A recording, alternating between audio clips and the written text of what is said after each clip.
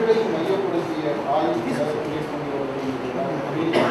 பல பேர் தொடர்ந்து இப்போ தமிழ்நாட்டில் மிக முக்கிய பிரச்சனையாக முன்வைக்கப்படக்கூடிய இலங்கை தமிழர் பிரச்சனை, அதை ஒட்டி அரசியல் கட்சிகள் ஒவ்வொருத்தரும் ஒவ்வொரு நிலைப்பாடோட ஒவ்வொரு விதமான செயல்பாடுகளை மேற்கொண்டு வர்றாங்க.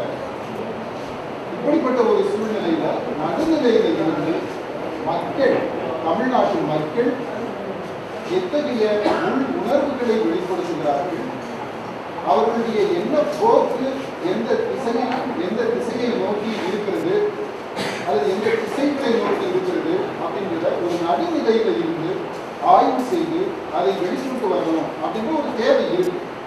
அந்த தேவையை நிறைவு செய்யக்கூடிய விதத்துல மக்கள் ஆய்வகம் இந்த கள ஆய்வை மேற்கொண்டிருக்கிறது. இது சாதாரண ஒரு கருத்து கணிப்பு அல்ல, இது கள ஆய்வு. மக்களை நேரடியாக சந்தித்து அவர்களுடைய உள்ளார்ந்த உணர்வுகளை வெளிப்படுத்துவதற்கு ஒரு வெளியை ஏற்படுத்தி அதை பற்றி மக்களை சிந்திக்க தூண்டக்கூடிய ஒரு ஆய்வு. மக்கள் ஆய்வகம் வழங்கும் இலங்கை தமிழர் பிரச்சனை குறித்த மாநில அளவிலான கள ஆய்வு புரிகிறது. இதுவரை தமிழக அரசியல் கட்சிகள் மேற்கொண்ட பல்வேறு முயற்சிகள் பாதபட்ச அரசின் மீது எந்தவித திரு தாக்கத்தை கூட ஏற்படுத்தவில்லை என்பது யோகமிக்க கருத்தாக 91.5% வெளிப்படுகிறது. தமிழகத்தில் இத்தகைய முயற்சிகளின் தாக்கத்தை பொறுத்தவரையில் இலங்கை தமிழருக்கு ஆதரவான எழுச்சியை இங்கு உருவாக்கியுள்ளது. 43.0. இலங்கை தமிழர்கள் சோழை குறித்து பெரும்பாலான செய்திகள் நீங்கள் சர்ச்சைகள் முதல் பேசுவாங்க. ஆனால் இப்போ தமிழ்நாட்டில் இலங்கை சம்பந்தமான செய்திகள் தொலைக்காட்சிகள் போலீஸ் பாதுகாப்பு தாக்கம் அதை இந்த இடத்துல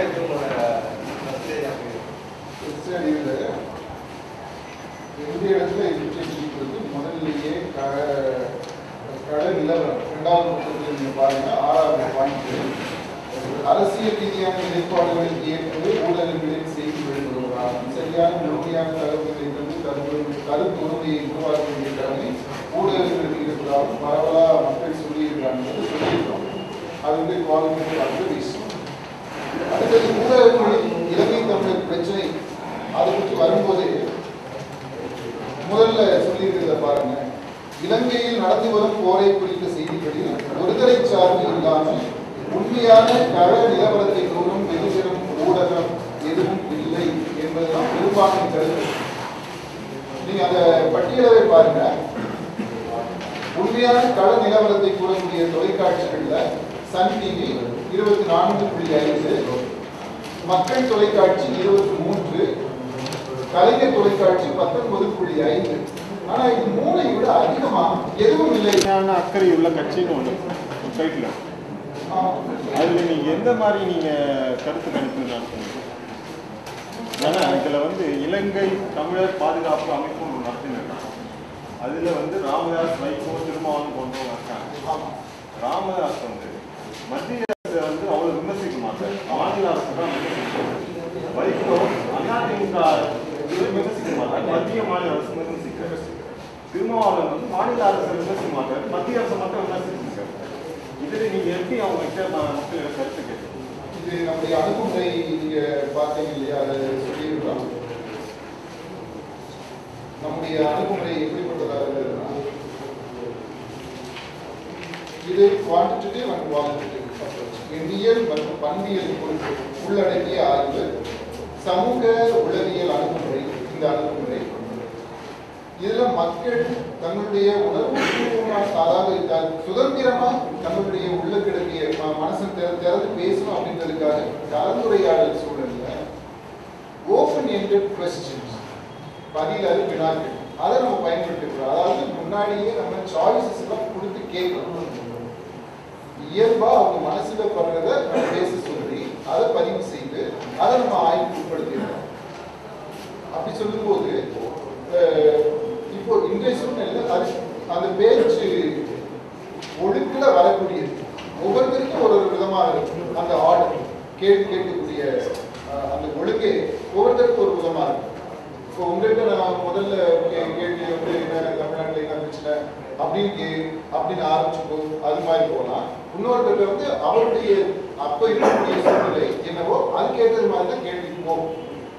அப்படி போகும்போது நீங்க சொல்லக்கூடிய அரசியல் நிலைப்பாடு பற்றி குறிப்பிட்டு நம்ம எதுவும் கேட்க முடியாது.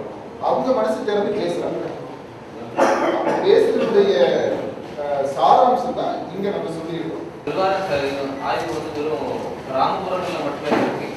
சிட்டில சொல்லியிருக்கிறோம் எல்லா இடத்துலையுமே நீங்க காமிச்ச அந்த விஷுவல்ஸ் பாத்தீங்கன்னா எல்லாமே வந்து ரூரல் ஏரியாவும் சிட்டி பேஸ்டான சிட்டி வந்து எதெல்லாம் சிட்டி உங்களுக்கு சென்னையில எடுத்துக்கிறோம், வேற எங்க எடுக்கணும், காடு போடுறீங்கன்னா காடு இப்போ நீங்களே நீங்க கேட்டீங்க பாத்தீங்களா, நீங்க சொன்னீங்க இல்லையா, அது காரணம்.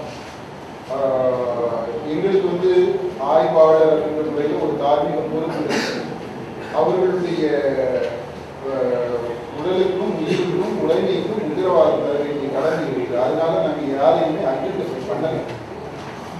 ஆனா உங்களுக்கு ஒரு ஃபீல் கிடைக்கணும் அப்படின்றதுக்காக ஏறத்தாழ தமிழ்நாட்டினுடைய எல்லா பகுதிகளையும் அந்த விஷுவல்ஸ்ல கொண்டு வந்துடும். பிரச்சனை இல்லை. ஒரு ஆரியரோ திராவிடரோ ஒரு ஒரு சார்பற்ற ஒரு புகைச்சல் உண்டாகினது, அது ஒரு கருத்து கணிப்பிருக்கீங்களா? இது ஏங்கிய பிரச்சனை இல்லை, திராவிடர் ஆரியர் அந்த மாதிரி ஒரு பேஸ்ல ஒரு புகைச்சல் உண்டாக்கினது சண்டை மூன்ற மாதிரி ஒரு இருக்கு. நார்த் இந்தியன் சவுத் இந்தியன் அந்த மாதிரி பேஸ்ல ஒரு இருக்கு. அது நீங்க நம்முடைய கடை ஆய்வுல அந்த ஒரு சில இடங்கள்ல மக்கள் தெரிஞ்சு வெளிப்பட்டு குறிப்பிட்ட அக்கறையுள்ள குறிப்பிட்ட கட்சிகள்ல மதிமுக 9.5 இரண்டாவது இடம் சொல்றீங்க. மதிமுக மக்கள் சொன்னது மக்கள் சொன்னது வந்து மதிமுக வந்து பொதுவா பாத்தீங்கன்னா பெரிய அளவுல போராட்டங்கள்லாம் நடத்தல. அவங்க வந்து கடிதம் எழுதியிருக்கிறாங்க. அவங்க கட்சி தலைவர் கடிதம் எழுதியிருக்கிறோம். அப்படி இருக்கும்போது மக்கள் இவ்வளவு ஆதரவு எப்படி கொடுத்தாங்க? அதாவது அது மாதிரி ஒரு செய்தி போய் சேர்ந்து நீங்க அதை மாற்றணும்னா அதுக்கு வேற ஏற்பாடு நீங்க செய்யலாம். நீங்க செய்யலாம். இப்ப இருக்கக்கூடிய மக்கள் மனசுல இப்படி ஒரு எண்ணம் இருக்கு. அதுதான் நம்ம சொல்றோம். அதுக்கு என்ன பேசு மக்கள் அந்த மாதிரி ஒரு கருத்தை சொன்னாங்க. மதிமுக வந்து அக்கறை உள்ள கட்சிகள்ல இரண்டாவது இடத்துல அது நீங்க பாருங்க, இந்த விழுக்காடுல எண்ணிக்கையே எல்லாத்துக்குமே ரொம்ப குறைச்சலா இருக்கு. பெரும்பாலான 52 விழுக்காடு எல்லாமே தேர்தல் அரசியல் தான் பண்றாங்க அப்படின்றதும் பெரும்பான்மை பதிலாக.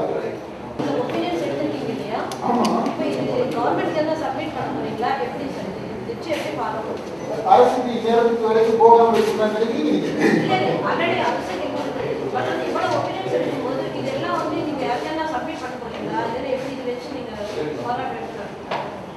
போராட்டம் நான் இது வந்து ஒரு ஆய்வு நிறுவனம். ஆய்வு செய்யும், மக்களை ஆய்வு செய்து மக்களுக்கு அதை திரும்ப கொண்டு போய் நம்ம சேர்க்கிறோம். அதுக்கு தான் நீங்க எல்லாரும் வந்திருக்கீங்க.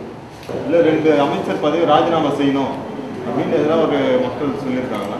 தேர்தல் களச்சூழல் நீங்க பாருங்க, அதுல எப்படிப்பட்ட பாதிப்பு இருக்கும் தேர்தலில் இந்த பிரச்சனை தொடர்ந்தால் அப்படின்றத நீங்க பாருங்க. மத்திய அரசில் இடம்பெற்றுள்ள எல்லா கட்சிகளுக்கும் பாதிப்பு. இந்திரா காந்தியை கொன்ற சீக்கியர் மன்னிப்பது போல இருக்கு. அது உங்களோட கேள்வியா இருந்தது?